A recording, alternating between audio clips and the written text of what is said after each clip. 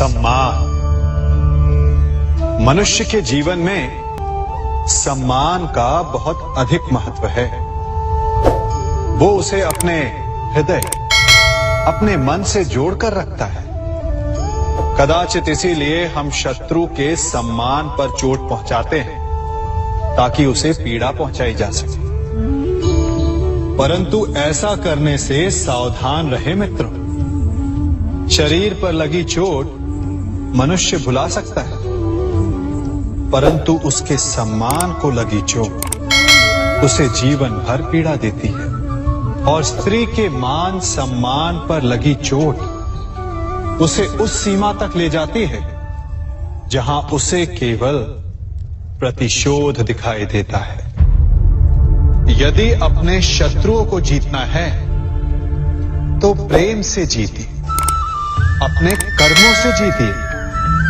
उन्हें अनुभव करवाइए कि उनसे भूल हुई है।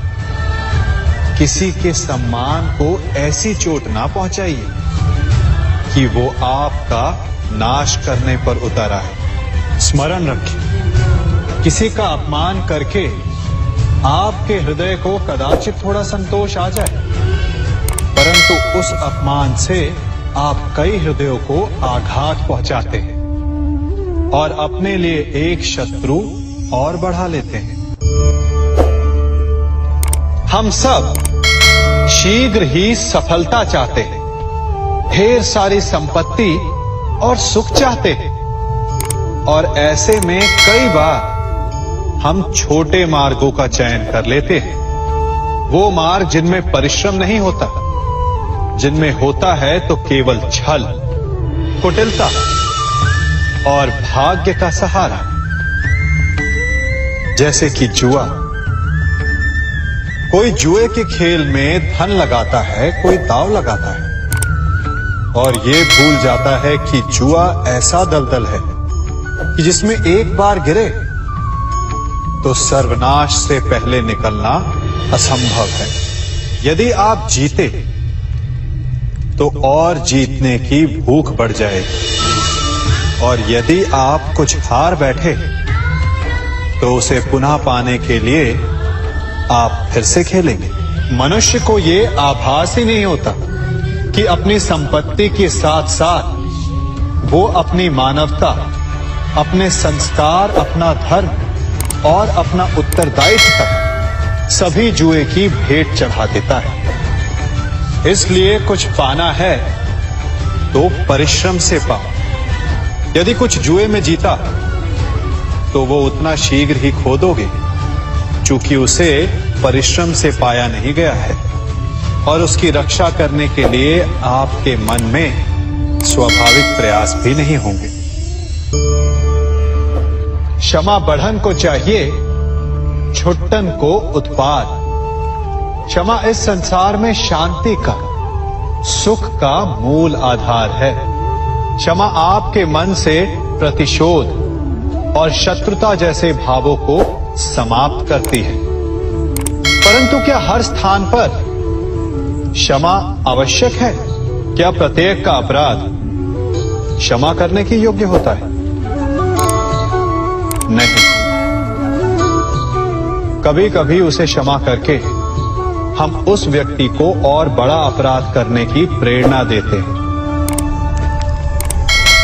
और ऐसा ही अपराध है स्त्री का मान भंग करना, जिसमें क्षमा की कोई अवस्था नहीं। यदि सिंह भूल से गाय के बछड़े का अखेट कर ले तो उसे क्षमा किया जा सकता है, परंतु यदि वो नरभक्षी हो जाए तो उसके केवल दो स्थल होते हैं, या तो पिंजरा या फिर मृत्यु की गोद।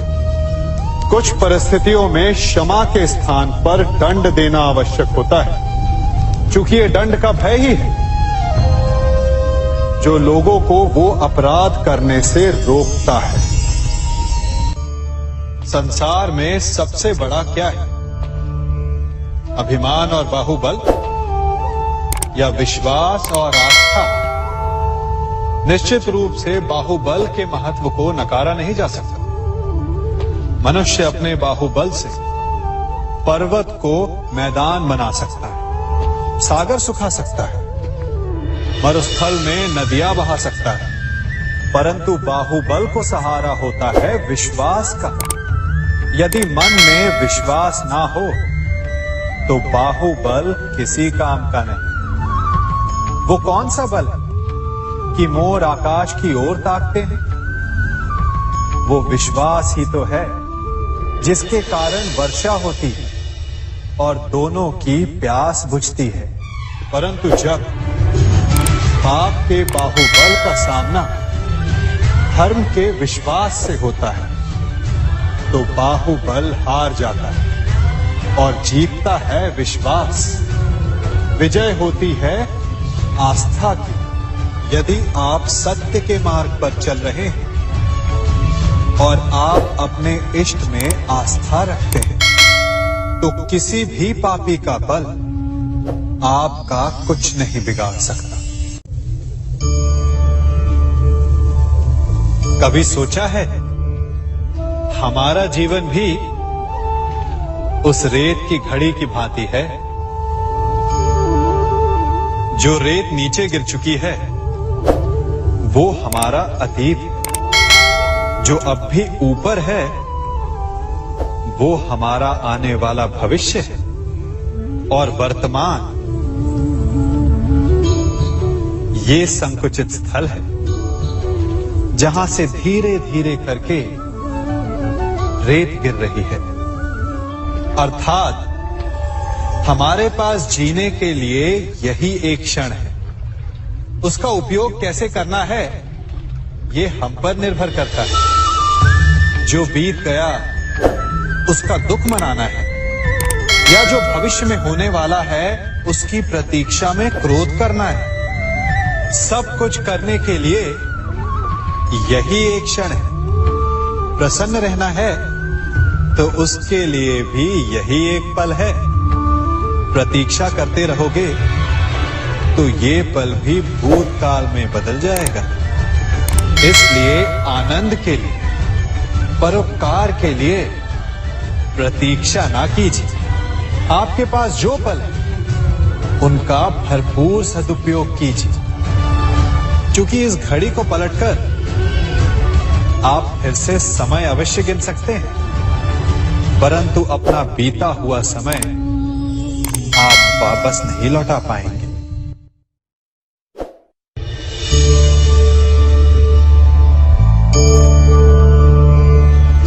मनुष्य के जीवन में संतान का बहुत महत्व है। उस संतान के लिए वो कितने कष्ट सहता है, उसे पालता है, पोसता है, और यदि यही संतान संताप का कारण बन जाए तो क्या ये उसका दोष है? अधिकतर ये दोष हमारे लालन पालन का होता है। बचपन में बालक के हठ को मानकर हमें आनंद की अनुभूति अवश्य होती है, परंतु धीरे धीरे अपने बालक के हठ को मानकर उसके हठ के दास हो जाते हैं। एक हठी उद्दंड और असंस्कारी संतान उस सूखे वृक्ष के समान होती है कि यदि जिसमें आग लग जाए तो वो सारे वन को भस्म कर डाले।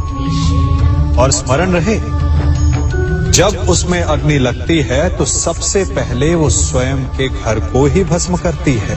इसलिए जब आवश्यकता हो तो अपनी संतान के हठ का विरोध करें, उसे रोके, क्योंकि यदि समय रहते ऐसा ना किया गया तो भविष्य में इस समस्या के परिणाम गंभीर हो सकते हैं। प्रतिज्ञा, वचन, ये सब मनुष्य ने समाज को सही दिशा में रखने के लिए बनाए हैं। वो मनुष्य ही क्या जिसके जीवन में नियम ना हो, जिनका वो पालन ना करे, परंतु समय के साथ चलने के लिए नियमों को बदलना भी आवश्यक होता है, क्योंकि ये आज का समय ही तो है जो बीत जाने के पश्चात इतिहास बन जाएगा। यदि आवश्यकता पड़ने पर नियम और प्रतिज्ञा भंग ना की जाए, समय की मांग के अनुरूप अपनी प्रतिक्रिया ना बदली जाए, तो इतिहास हमें कभी क्षमा नहीं करेगा। आवश्यकता पड़ने पर आपकी तोड़ी हुई एक प्रतिज्ञा, एक बंधन कभी कभी पूरे मानव इतिहास को बड़े विनाश से बचा सकता है। इसलिए नियम, प्रतिज्ञा, वचन कुछ नहीं, कुछ है तो केवल समय, जिसके अनुरूप चलने वाला ही सफल हो सकता है। कभी किसी पक्षी को घोंसले की नींव बनाते देखा है? अथक परिश्रम करके तिनका तिनका बिटोर कर वो पक्षी अपना घोंसला बनाता है, अपनी संतान के लिए एक सुरक्षित घर बनाता है। और फिर कहीं से तीव्र आंधी आती है, भारी वर्षा होती है और उसका घोंसला तिनका तिनका करके बिखर जाता है। फिर वो पक्षी क्या करता है? वो रोता नहीं, ना ही विलाप करता है। वो बिना विलंब करे फिर से अपना घोंसला बनाना प्रारंभ कर देता है और सफलता पाता है। फिर हम क्यों छोटी छोटी असफलता से भयभीत होकर परिश्रम करना छोड़ देते हैं? एक बात सदा स्मरण रखिएगा, हर वृक्ष कुल्हाड़ी की एक मार से नीचे नहीं गिरता, हर चट्टान घन के एक प्रहार से नहीं टूटती। सफलता पाने के लिए अनावरत परिश्रम करना ही मात्र एक मार्ग है। स्वीकारण, सत्य का स्वीकारण मनुष्य के लिए बहुत ही महत्वपूर्ण है। जब तक मनुष्य सत्य को स्वीकार नहीं करता, उसे असत्य से लड़ने की शक्ति प्राप्त नहीं होती। जब आप भोजन करते हैं तो क्या होता है? आपका पेट स्वीकारता है कि वो भर चुका है और आप भोजन करना बंद कर देते हैं। जब आपको निद्रा आती है तो क्या होता है? आपका मन स्वीकारता है कि आपका शरीर थक चुका है और उसे विश्राम की आवश्यकता है। उसी प्रकार जब आपको किसी व्यसन को रोकना हो तो आपको स्वीकारना पड़ता है कि बहुत हो चुका, चाहे वो लालच हो या मदिरापान। उस व्यसन का त्यागना तभी प्रारंभ होता है जब आप ये स्वीकार कर लेते हैं कि आप उस व्यसन के बंधन। संसार का सबसे बड़ा पाप क्या है? असत्य बोलना, हत्या कर देना, चोरी करना या किसी का अपमान करना। संसार का सबसे बड़ा पाप है किसी निर्बल को सताना, और संसार का सबसे बड़ा दंड भी उस निर्बल के मुख से निकली हाय है। आप देख रहे हैं मैं क्या कर रहा हूं? मैं लौह पिघला रहा हूं और ये लौह पिघलता है इस चमड़ी की बनी धूनकी से निकली हवा से। तनिक सोचिए, एक मृत पशु की खाल से बनी धूनकी इतने कठोर लोहे को भस्म कर सकती। ठीक उसी प्रकार आप चाहे जितने भी शक्तिशाली क्यों ना हो, यदि आपने किसी निर्दोष, किसी निर्बल को सताया तो उसके मन से निकली हाय और उसका श्राप आपके जीवन को भस्म कर सकता है।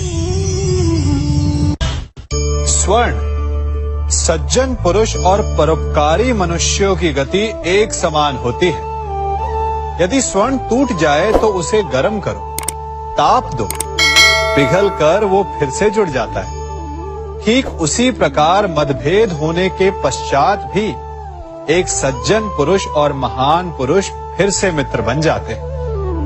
परंतु दुर्जन दुष्ट माटी से बने लोग उस पके हुए मटके के समान होते हैं कि जिनमें यदि एक बार दरार आ जाए तो वो स्वयं ही स्वयं का सर्वनाश कर लेते हैं। इसलिए मित्रता केवल सज्जनों से ही करें ताकि मतभेद ना हो। दुष्टों का समूह अपना नाश स्वयं ही कर लेता है। यदि कोयले की खान में जाओ तो चाहे जितनी भी सावधानी बरतो, अपने वस्त्रों पर कालिख लग ही जाती है। इसलिए दुष्ट मित्रों से सावधान, सज्जन शत्रु प्रत्येक परिस्थिति में श्रेष्ठ है। प्रत्येक मनुष्य सफलता पाने के लिए कार्य करता है।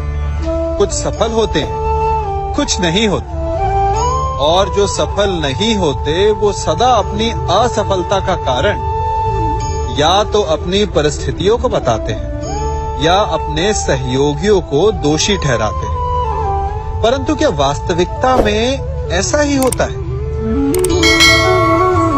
क्या कोई परिस्थिति या कोई व्यक्ति किसी की असफलता का कारण बन सकते हैं? उत्तर हां भी है और ना भी। कैसे? आप इस तितली को देख रहे हैं, आपने एक मक्खी को भी देखा हो। प्रकृति ने दोनों को समान गुण दिए हैं रस पान करने का। एक तितली फूलों पर जाकर उसका रस लेती और इस अवस्था में नए फूल खिलने की व्यवस्था भी करती है, और मक्खी घाव पर बैठती है, घाव को सड़ाती है और रोग भी फैलाती है। यदि इसमें किसी बात का अंतर है तो केवल सोच का। यदि आप उचित मार्ग चुनेंगे तो आपको सफलता मिलेगी, आप में उत्साह बढ़ेगा, और यदि आप अनुचित मार्ग चुनेंगे तो आपको असफलता मिलेगी, निराशा मिलेगी। अब उचित मार्ग चुनना है या अनुचित मार्ग, ये निर्णय तो आप पर निर्भर करता है। मनुष्य सदा भला बुरा, खरा खोटा, सत्य असत्य की बातें करता है। सत्य को अच्छा मानता है और असत्य को बुरा। परंतु क्या आपने कभी ये सोचा है कि प्रत्येक वस्तु, प्रत्येक भाव का एक महत्व होता है? दोनों ही एक दूसरे के पूरक होते हैं। यदि काला रंग नहीं होगा तो क्या श्वेत रंग की आभा का अनुभव होगा? यदि असत्य नहीं होगा तो क्या सत्य के महत्ता का ज्ञान होगा? यदि बुरा नहीं होगा तो क्या भले पर आपको विश्वास होगा? कुछ महत्वपूर्ण है तो दोनों के मध्य का संतुलन। बुरी से बुरी वस्तु, समय या भाव, कोई ना कोई स्वयं में शुभ छिपाए रखती है। कभी काले गरजते मेघों को देखा है? उसके किनारे भी एक स्वर्णिम आभा होती है। उसी प्रकार यदि आपके जीवन में बुरा समय आए तो आपको अपने सच्चे मित्रों की पहचान हो जाती है। तो बुरे समय में निराश ना हो, उसमें भी कुछ शुभ खोजने का प्रयास करें, और धीरे धीरे सब कुछ आपके जीवन में स्वतः शुभ हो जाएगा। संसार में सबसे महत्वपूर्ण क्या है? दृष्टि या दृष्टिकोण, समझ या सोच? सामान्यतः मनुष्य की दृष्टि और सोच में अधिकतर वो वस्तु, वो घटनाएं, वो भाव श्रेष्ठ हैं जो हमें आनंद दे, और जो हमें आनंद नहीं देते उन्हें हम दुखदाई मान लेते हैं। परंतु दृष्टिकोण और सोच को यदि एक भिन्न कोण से देखें तो परिस्थितियां भिन्न सिद्ध हो सकती हैं।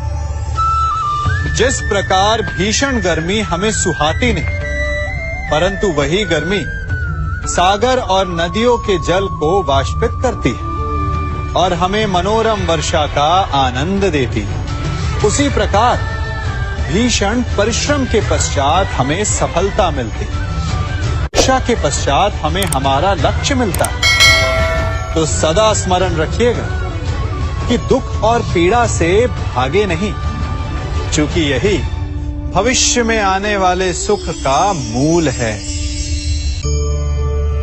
जब भी आपने यात्रा की होगी तो अवश्य अपने मार्ग के आसपास कुछ रिक्त स्थान देखे होंगे, कुछ खेत देखे होंगे, कोई ना कोई भूमि का टुकड़ा अवश्य देखा होगा। कुछ स्थान ऐसे होते हैं जहां पेड़ लगे होते हैं, जहां माली बड़े प्रेम से उन्हें बोता है, उन्हें सींचता है। और कुछ स्थान ऐसे भी होते हैं जहां बिना माली के खरपतवार उग जाते हैं, कुछ अन्य पौधे उग जाते हैं। माली द्वारा उगाए वृक्ष हमें ठंडी छाया देते हैं, हमें फल देते हैं, ईंधन के लिए लकड़ियां देते हैं।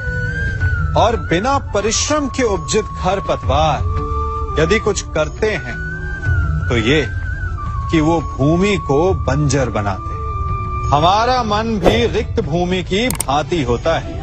यदि अपने परिश्रम से उसमें सुविचारों के बीज डालोगे तो फलदायक विचार उपजेंगे, और यदि उसे रिक्त छोड़ दिया तो खरपतवार की भांति अनुपयोगी विचार आपके मन को अपना घर बना लेंगे, आपके मन को मैला कर देंगे, उसे बंजर कर देंगे। अब निर्णय आपका है कि आपको सुविचार देने वाला मन चाहिए या कुंठा देने वाला। क्या कर रहा हूं मैं? दर्पण में देख रहा हूं। आप लोग भी प्रतिदिन देखते होंगे, परंतु प्रतिदिन अपना मुख देखने के बाद भी उस पर लिखी एक बड़ी सीख देखना भूल जाते हैं। अब आप कहेंगे कैसी सीख?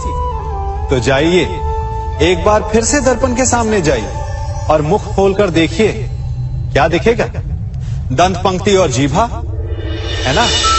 अब विचार कीजिए, दंत जन्म के पश्चात आते, एक नहीं 2 बार आते, परंतु मृत्यु से पूर्व नष्ट हो जाते हैं। और जीभा जन्म पहले से होती है, परंतु मनुष्य के मृत्यु के पश्चात भी उसके अस्तित्व में रहती है ना? आश्चर्य की बात। दंत कठोर होते हैं, जीभा कोमल, परंतु फिर भी दंत नष्ट हो जाते हैं, जीभा नहीं होती। यही रहस्य है कि हठी और कठोर लोग शीघ्र नष्ट होते हैं, और कोमल लचीले आवश्यकता के अनुसार स्वयं में परिवर्तन ला सकने में सक्षम लोगों का ही अस्तित्व रहता है। अर्थात परिस्थितियों के अनुसार स्वयं को लचीला बनाना सीखिए और आपका जीवन सरल हो जाएगा। संबंध एक सहारा होता है जीवन का, और संबंधी वो होते हैं जिनसे आवश्यकता पड़ने पर सहायता मांगी जा सके, जिन पर विश्वास किया जा सके कि बुरे समय में वो हमारे काम आएंगे। कभी ऐसा भी हुआ होगा कि आपके पास कोई सहायता मांगने आया, या ऐसा भी हो सकता है कि आप किसी के पास सहायता मांगने गए हैं। परंतु प्रश्न ये उठता है कि क्या केवल किसी के मंतव्य में उसकी सहायता इसीलिए कर देनी चाहिए क्योंकि वो आपका संबंधी है? अब आप कहेंगे कि ये कैसा प्रश्न हुआ? तनिक सोचिए, एक अस्त्र बनाने वाला जब अस्त्र बनाता है तो ये अस्त्र किसको देना है उसका अधिकार उसी के पास होता है। वो चाहे तो ये अस्त्र किसी को भी दे सकता है, वो एक सैनिक को भी दे सकता है या एक डाकू को भी, और यही अस्त्र 2 भिन्न कार्य कर सकती है। यदि डाकू के हाथों में आ गई तो उसका भय दिखाकर वो लोगों को लूटेगा, निरपराधों का रक्त बहाएगा। सहायता करने वाले की भी अवस्था ऐसी ही होती है। इसलिए किसी की सहायता करने से पूर्व ये विचार कर लेना आवश्यक है कि किसे क्या, कब और कितनी सहायता देनी चाहिए कि उसका दुरुपयोग ना हो। यदि आपकी सहायता से कोई अधर्म हुआ तो उसके उत्तरदायी आप ही होंगे। जीवन में कई बार ऐसे अवसर आते हैं कि आप लोगों से मिलने जाते हैं और उनसे कुछ आकांक्षाएं भी रखते हैं, और कई बार जीवन में ऐसे अवसर भी आते हैं कि लोग आपसे मिलने आते हैं। इसलिए अतिथियों का सम्मान करने से पूर्व सदा कुछ बातों को स्मरण रखना आवश्यक होता है। यदि कोई आपके पास मिलने आता है तो उसके 3 कारण हो सकते हैं। पहला कारण होता है भाव, दूसरा अभाव और तीसरा प्रभाव। तो जैसा अतिथि उसको वैसा ही सम्मान दे। यदि आपके पास कोई भाव से आए तो उसे केवल आपका प्रेम चाहिए, आपका सानिध्य चाहिए। और यदि कोई अभाव में आया तो उसकी उतनी सहायता अवश्य करें जितना आप करने में सक्षम हो, परंतु इतनी अधिक भी ना करें कि वो उस सहायता का दुरुपयोग कर बैठे। और यदि कोई प्रभाव में आया तो स्वयं पर अभिमान ना करें, क्योंकि कभी ना कभी जीवन में आप भी भाव, अभाव और प्रभाव के चक्रव्यूह में फंस सकते हैं।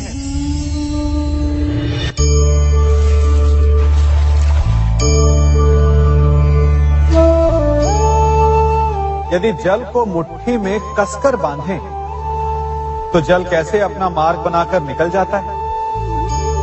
इसी धारा की भांति यही अवस्था हमारे अपनों के साथ भी होती है।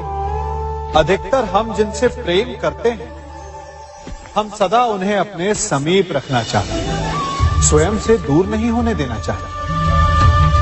चिंता करते हैं, भय खाते हैं कि कहीं उनके साथ या उनसे कुछ बुरा घटित ना हो जाए। और ऐसे में हमारे अपने ही हमसे दूर हो जाते हैं, ठीक मुट्ठी में बंधे जल की भांति। इसलिए जिनसे आप प्रेम करते हैं उन्हें स्वतंत्र कर दीजिए, उनकी सोच को स्वतंत्र बनने दीजिए, उन्हें अपने मार्ग स्वयं ढूंढने दीजिए, क्योंकि आप सदा उनके साथ उन्हें मार्ग दिखाने के लिए नहीं रहने वाले। इसलिए अपनों के साथ अवश्य रहें, परंतु उन्हें बांधे नहीं।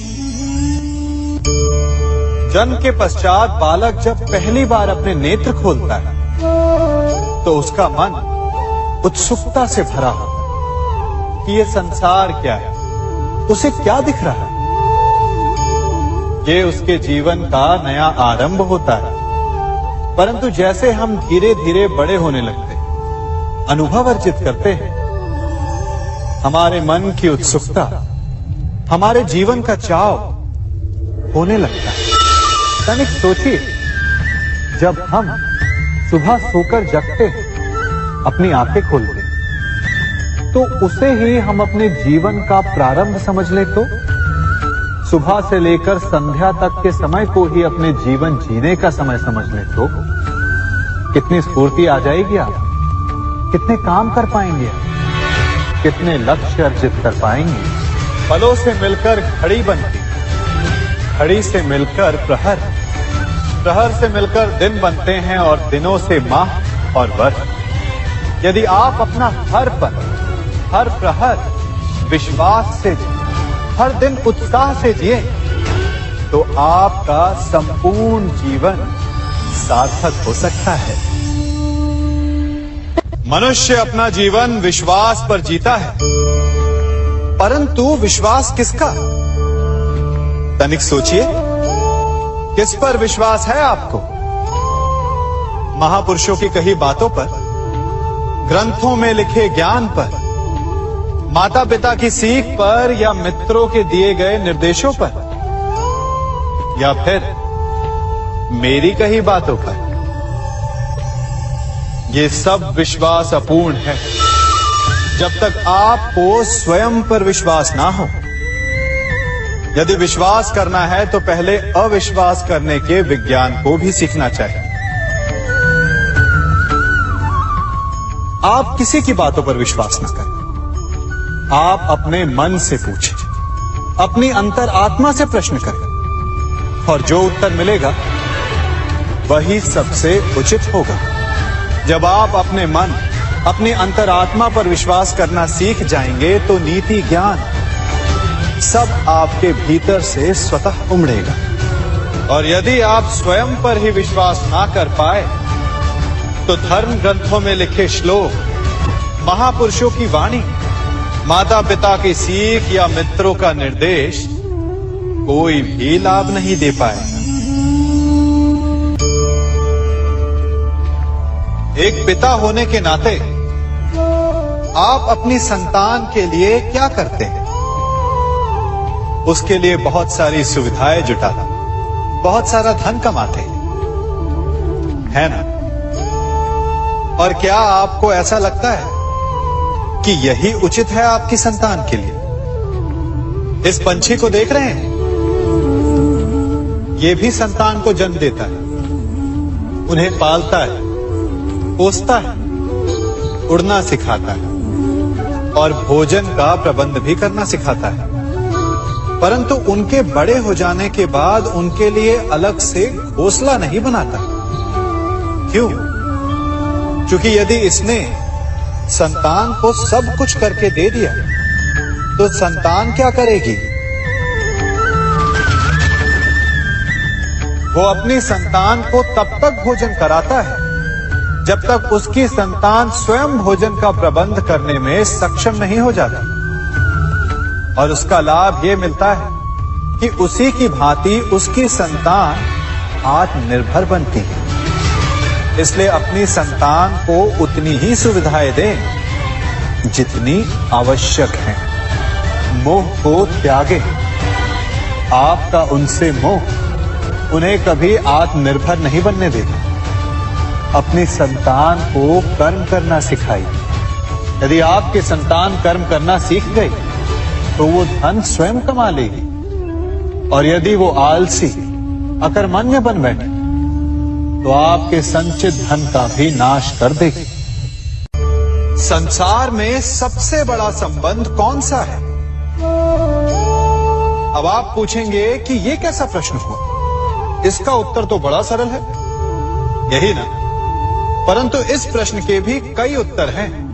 कोई कहेगा माता और पुत्र का संबंध, तो कोई कहेगा पिता पुत्री का संबंध, तो कोई पति पत्नी का, और तो कोई भक्त और भगवान का संबंध। परंतु तनिक गहराई से देखेंगे तो पाएंगे कि ये सारे संबंध या तो जन्म से जुड़े होते हैं, या समाज में बना दिए जाते हैं, या फिर किसी आकांक्षा के चलते बनते हैं। तो सबसे बड़ा संबंध कौन सा होता है? उलझ गए ना? सबसे बड़ा संबंध होता है मित्रता का, क्योंकि मित्र हम स्वयं चुनते हैं, जिसमें ना कोई आकांक्षा होती है, ना ही कोई स्वार्थ छिपा होता है। यदि कुछ होता है तो केवल साथ का आनंद।